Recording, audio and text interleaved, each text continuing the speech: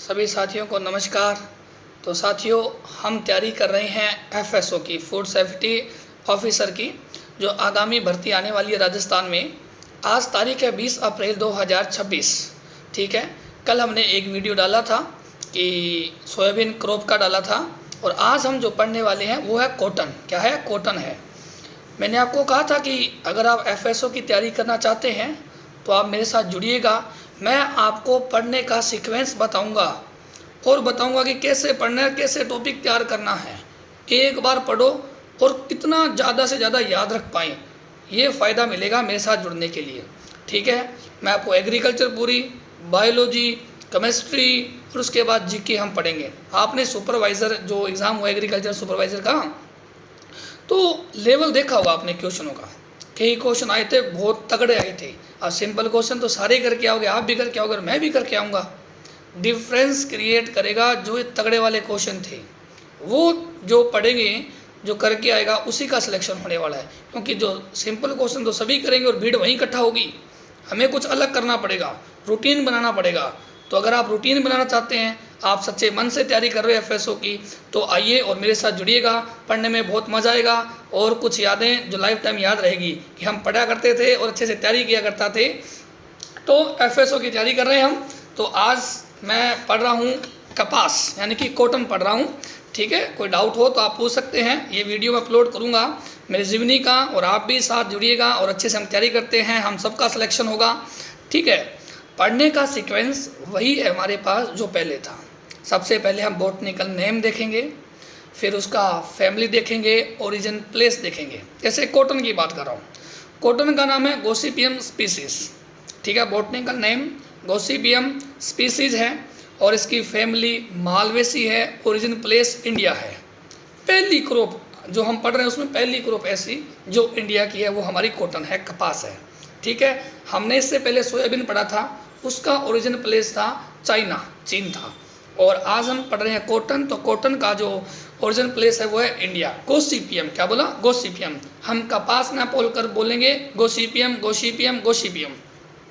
अब देखो, गोसिपियम यानी कि कपास है, इससे हम सेल्यूलोज के बने हुए फाइबर को ऑब्टेन करते हैं, प्राप्त करते हैं। इसलिए कॉटन को कहा जाता है किंग ऑफ फाइबर क्रॉप, यानी कि फाइबर क्रॉप की किंग है ये। आज किंग बोला है तो आपको ध्यान रखना है कि क्वीन कौन है? Queen of fibre crop. King तो हमारा कपास है जो इंडिया का है, तो फिर क्वीन कौन है, रानी कौन है? तो ध्यान रखेंगे, आप बताएंगे, कमेंट करेंगे। कपास में ज़्यादातर मैक्सिमम क्रॉस पोलिनेशन होता है। क्रॉस पोलिनेशन होना अच्छी बात है। ठीक है, अब देखो, कपास के लिए दो चीज़ें ध्यान रखना है, दो सेंटर है ध्यान रखना है। रिसर्च सेंटर केंद्रीय कपास प्रौद्योगिकी अनुसंधान संस्थान, मुंबई, महाराष्ट्र है। ठीक है, केंद्रीय कपास प्रौद्योगिकी। ठीक है, प्रौद्योगिकी मतलब टेक्नोलॉजी। टेक्नोलॉजी पूछे तो मुंबई करनी है। केंद्रीय कपास प्रौद्योगिकी अनुसंधान केंद्र, संस्थान कहाँ है? मुंबई में है। अगर आपसे पूछे कि केंद्रीय कपास अनुसंधान संस्थान कहाँ है? Central institute for cotton research. Cotton research कहाँ है? Cotton research. ठीक है, सेंट्रल इंस्टीट्यूट है फॉर कॉटन रिसर्च। इसको बोलते हैं CICR। CICR बोलो, CICR। आप लिख भी सकते हो बढ़िया से। इसमें फ़ायदा मिलेगा, पूरा ध्यान रहेगा आपको कि यार क्या बोला, मैं क्या लिख रहा हूँ। इससे कंसंट्रेशन बढ़ेगी आपकी। तो मेरी भी कंसंट्रेशन बढ़ रही है, इसलिए मैं वीडियो बना रहा हूँ। तो मैंने कहा कि जो central institute for cotton research है वो कहाँ है? नागपुर, महाराष्ट्र है। नागपुर महाराष्ट्र है। CICR cotton. ठीक है, CICR central institute for cotton research Nagpur है, जो कि प्रौद्योगिकी अनुसंधान संस्थान वो मुंबई है। ठीक है, नागपुर क्या है? CICR central institute for cotton research है। ठीक है, ये नागपुर महाराष्ट्र है। कपास से हमें रेशे मिलते हैं, छोटे भी मिल सकते हैं, बड़े भी मिल सकते हैं। बड़े रेशों को लिंट कहते हैं, जबकि छोटे रेशों को फज कहते हैं। कपास king of fibre crop, CICR Nagpur Maharashtra है। कपास से रेशा मिलता है, इसलिए हमें इसे किंग कहते हैं, है ना। सबसे बेस्ट ज़्यादा मिलता है।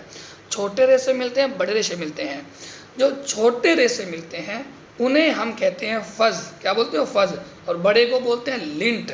बड़े को लिंट, छोटे को फज।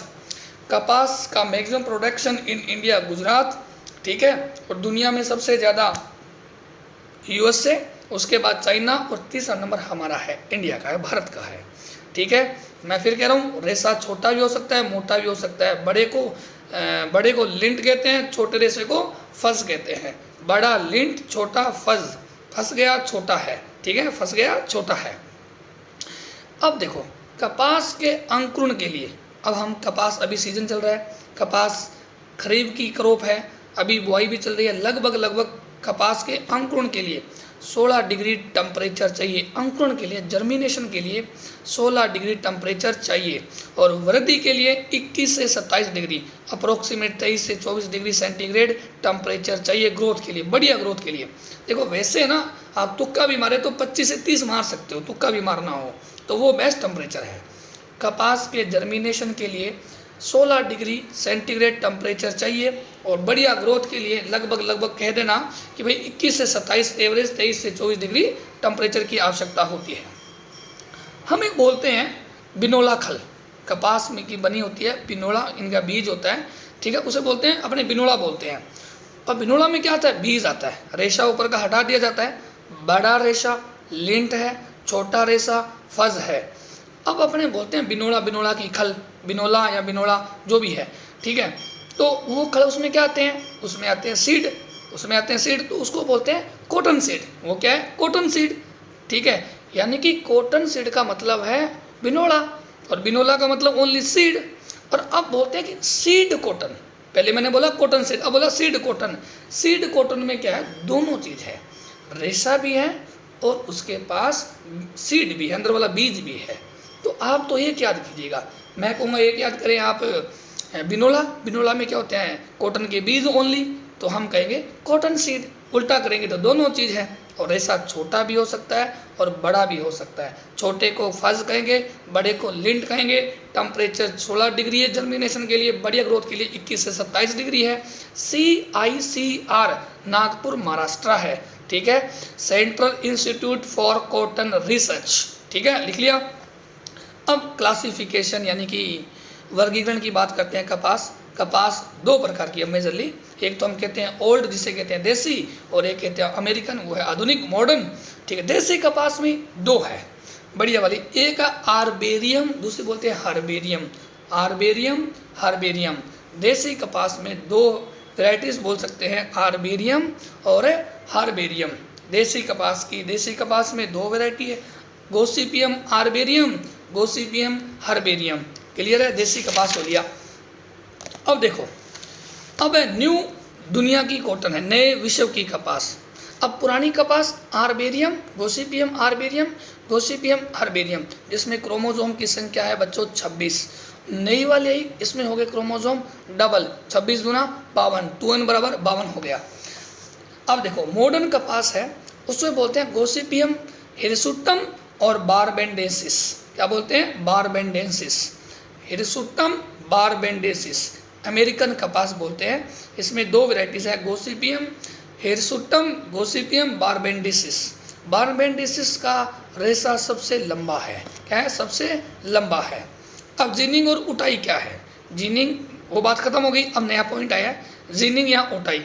कपास में जिनिंग और उटाई का मतलब क्या है?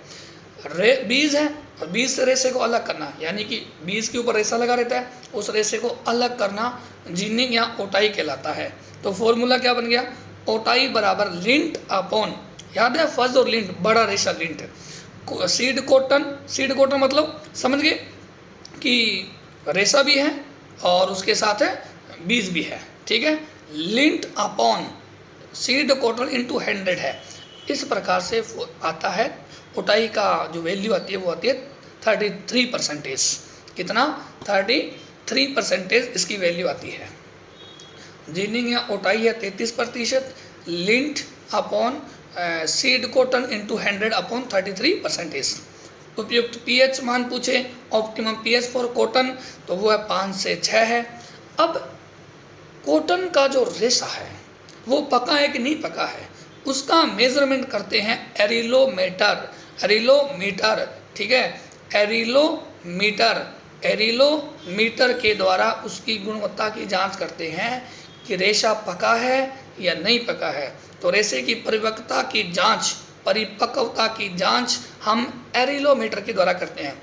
अब कपास की एक गांठ है, कपास की एक गांठ का वजन 170 ग्राम है। ध्यान रखें, वेरी वेरी इंपॉर्टेंट।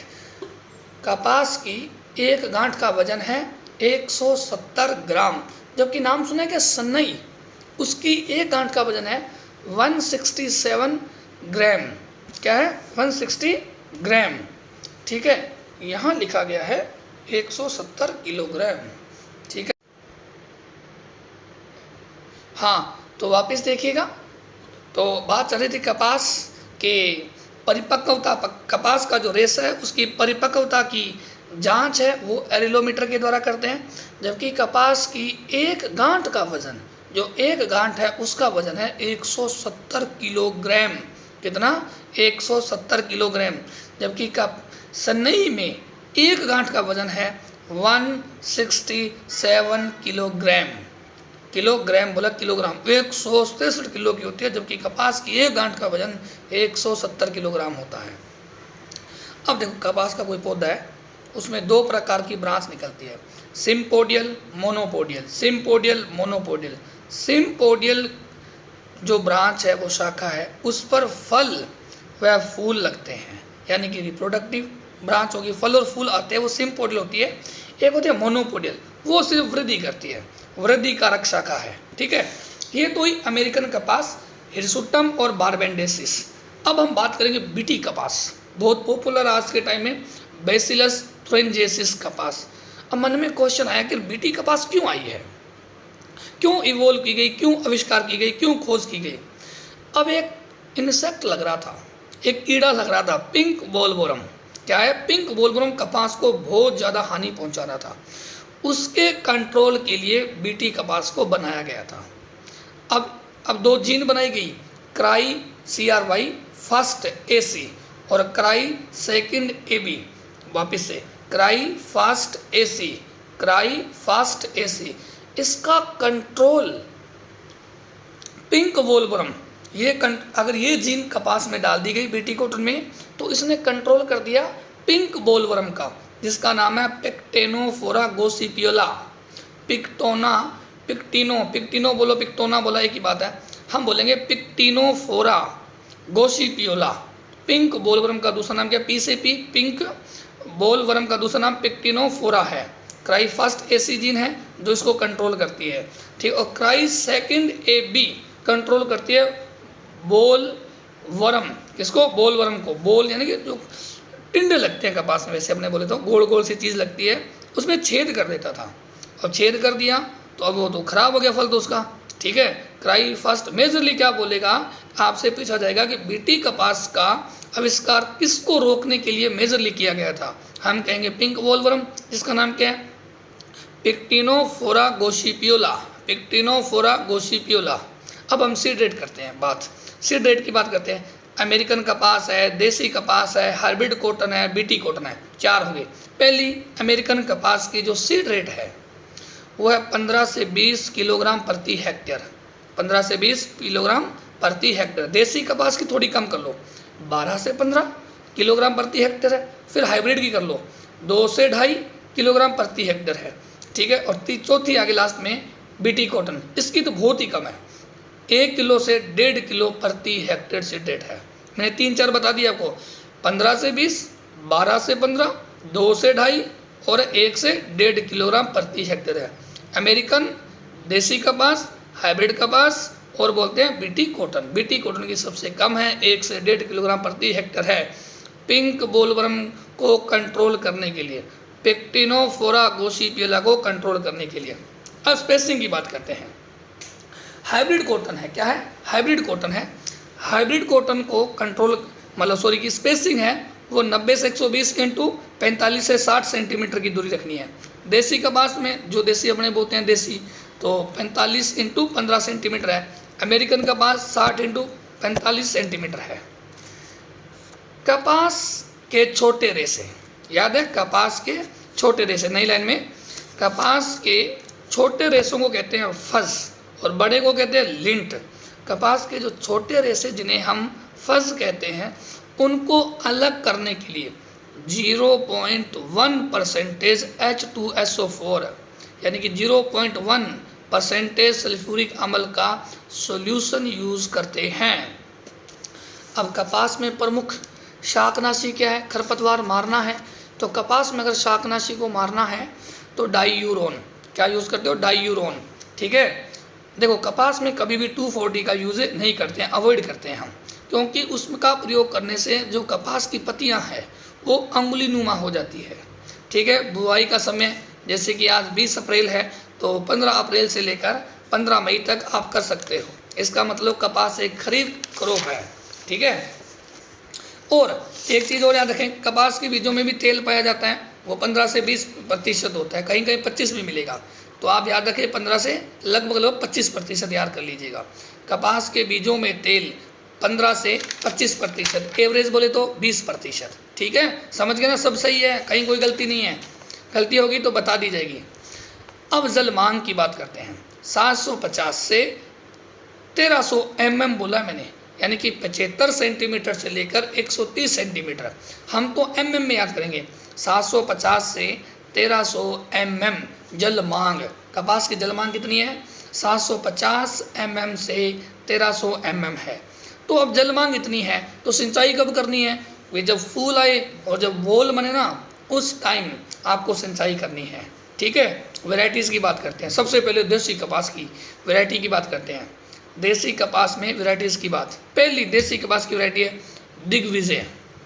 देसी कपास की पहली वैरायटी है दिग्विजय, गिरनार, लोहित, RG818। ठीक है, RG8 है और RG18 है। दिग्विजय, गिरनार, लोहित ये है। अमेरिकन कपास में गंगानगर अकेती, बीकानेरी नरमा, RST9 है। अब हाइब्रिड याद है क्या? हाइब्रिड कॉटन की सीड रेट कितनी थी बताओ? 2 से 2.5 किलोग्राम प्रति हेक्टेयर थी, भूल गए? याद रखनी है। अब देखो संकर कपास की वैरायटी की बात करते हैं। वारालक्ष्मी, धनलक्ष्मी, मरु विकास, सुजाता। कपास की जो पहली हाइब्रिड वैरायटी थी वो थी H4। कौन सी थी? H4 है। ध्यान रखना, पूछा जा सकता है कि कपास की पहली हाइब्रिड वैरायटी कौन सी है? H4 है। संकर वैरायटी है, हाइब्रिड और कौन सी है? वारालक्ष्मी है, धनलक्ष्मी है, मरु विकास है, सुजाता है। ठीक है, ये ध्यान रखना है। अब रोग की बात करते हैं। बैक्टीरियल ब्लाइट ऑफ कॉटन, पहला रोग का नाम है bacterial blight of cotton, cotton का बैक्टीरियल ब्लाइट रोग। जेंथोमोनास मालवीसेरम, ठीक है, जेंथोमोनास के थ्रू होता है। एक लगता है कपास में विल्ट रोग, फ्यूजेरियम ऑक्सिस्पोरम। फ्यूजेरियम ऑक्सिस्पोरम, विल्ट में क्या होता है? जड़ है ना वो काली पड़ जाती है, मर जाती है, फिर पौधा सूख जाता है, खड़ा ही सूख जाता है। तो कपास में विल्ट रोग भी लगता है और बैक्टीरियल ब्लाइट ऑफ कॉटन भी लगता है। Bacterial blight disease of cotton caused by Xanthomonas and wilt disease Fusarium oxysporum fungi, fungus के थ्रू होता है। अब इंसेक्ट भी लगते हैं। एक इंसेक्ट लगता है पिंक वॉलवर्म, एक इंसेक्ट लगता है पिंक वॉलवर्म जिसे हम कहते हैं पैक्टोनोफोरा गोसिपोला। अमेरिकन सुंडी भी लगती है जिसका नाम हेलिकोर्पा आर्मीजीरा। ये तो चने वाली सुंडी सबने देखी है तो गाँव वालों ने, ठीक है, चने के अंदर जो लट लगती है उसको बोलते हैं हेलिकोर्पा आर्मीजीरा। पिंक वॉलवर्म पैक्टिनोफोरा गोसिपोला। एक लगती है सफ़ेद मक्खी, बोम्बेसिया टेबेकी। क्या बोला? बोम्बेसिया टेबेकी, बोम्बेसिया टेबेकी। ये मक्खी खुद तो रोग नहीं करती, ये वाहक है, रोगों को फैलाती है। जैसे एक बोलते हैं लीफ कर्ल डिजीज, उसका वाहक है। दूसरा मोजेक रोग, जितने भी मोजेक लोग लगते हैं ना सारे सब वाहक यही है। एक बोलते हैं ना पीला शीरा रोग करके, हिंदी में पीला शीरा रोग, उसका वाहक भी सफ़ेद मक्खी है, बोम्बेसिया टेबेकी। आप तो एक बार ये याद रखें कि इसका जूलॉजिकल नेम क्या है? बोम्बेसिया टेबेकी। क्या नाम है? बोम्बेसिया टेबेकी है। यहाँ पर कॉटन ख़त्म हो जाता है। अगर आपको नोट्स चाहिए हैं, PDF चाहिए तो मेरे को कमेंट करें, मैं आपको इसके जो PDF है वो भेज दूंगा। ठीक है, ऑल द बेस्ट, लगे रहिएगा। FSO निकालना है बढ़िया रैंक के साथ। तो मिलते हैं अगले वीडियो में। ठीक है दोस्तों, बाय बाय, जय हिंद, जय भारत।